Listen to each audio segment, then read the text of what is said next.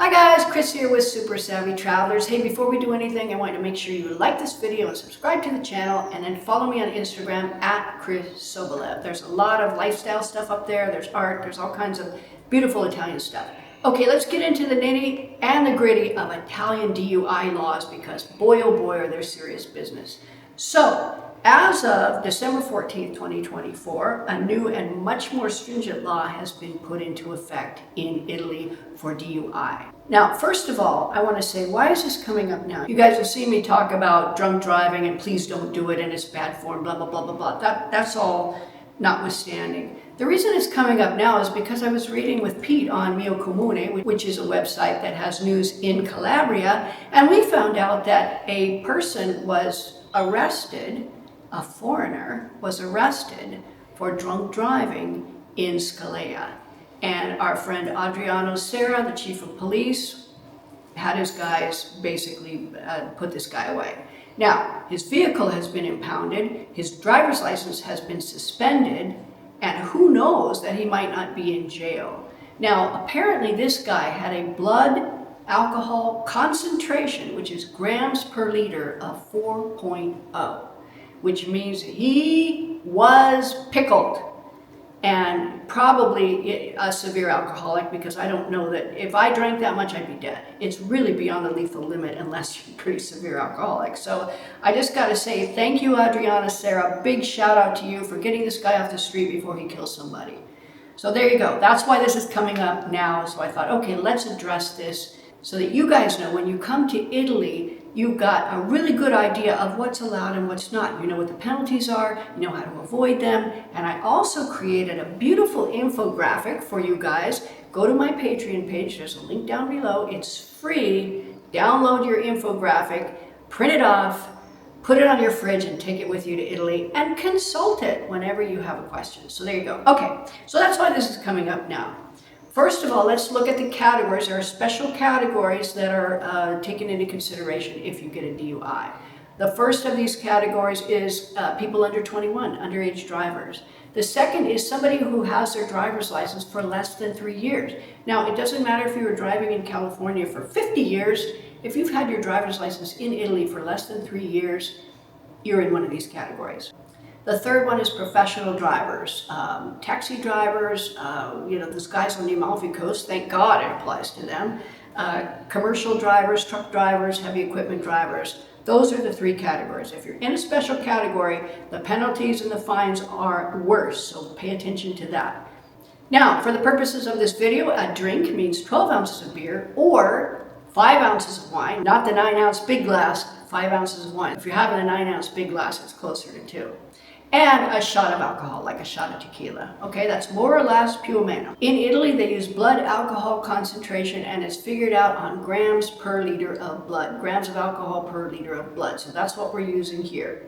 Now, to start out with, I'll give you the categories of severity. The first one is 0.5 grams per liter of blood. And in order to reach that limit, if you're a woman, you've got to drink about 2 to 3 drinks. If you're a man, probably 3 drinks, unless you're a very small man, in which case it might be different. In any case, don't drink that many drinks in an hour.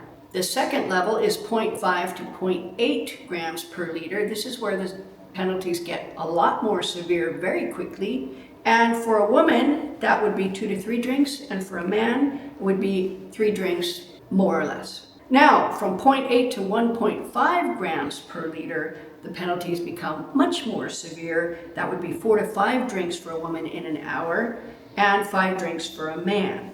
Now, anything beyond that, you are toast, put down the bottle. Now, one thing I want to say is, like, if you're drinking at a place where, the drinks are pretty strong, it's going to be fewer drinks because you're getting more alcohol. And like I said, if you're getting those big wines, okay, put that into consideration. Because if you drink 2 of those in an hour, you could be in that limit, and it is a very severe penalty. Let's look at the penalties and the consequences. First of all, you could have fines, you could have imprisonment, criminal charges. Let's take a look. So under 0.5 grams per liter, there is a fee if you get popped for drunk driving. It is a fee of 164 euros. However, it's double if you're in an accident. Now understand, this is if you're in an accident, not if you caused an accident. Important distinction. You also lose 5 driver points or 10 if you're a new driver, okay? You don't want to do that if you're a new driver. I don't know, these driver points I think have to do with insurance and that kind of thing. Probably don't want that. All right, so from 0.5 grams per liter to 0.8 grams per liter, the fine is 532 euros, or double if you're in an accident. You also lose 10 driver points, suspension of license for up to 6 months, vehicle impoundment up to 180 days if there's an accident. So basically what this is saying, if you're a woman and you've had 2 to 3 drinks, you get in a car and you cause an accident, boy, you're going to be in a world of hurt.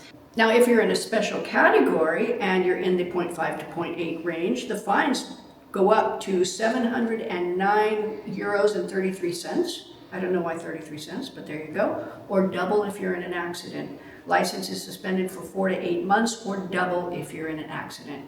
Okay, now at 0.8 grams per liter, it is considered a criminal offense. Okay, so you're going to have fines, imprisonment, and additional penalties. Now, if you're going from 0.8 to 1.5 grams per liter, the fines range from 800 to 3,200, again doubled if you're in an accident, with potential imprisonment up to 24 months if you're in an accident, 2 years. Now, anything above 1.5 grams per liter, the fines increase to 1,500 to 6,000, or double whatever fine it is, so it could be up to 12,000 for an accident, with imprisonment from 6 to 12 months or up to 24 months for accidents. Repeat offenses, your license gets revoked, and vehicle confiscation is mandatory. All right, if you refuse a breathalyzer test, I've heard lawyers in California go, yeah, just don't take the test because bad plan. If you refuse a breathalyzer test, it's considered that you have a blood alcohol concentration of over 1.5 grams per liter, with penalties including fines, imprisonment, and suspension of your license from 6 months to 2 years. Now, you can see that between 0.5 to 0.8, and once you get over 0.8, the fines, the penalties are much more severe. So here's my advice, guys. We have Lyft in the big cities in Italy. We have Uber. We have taxis.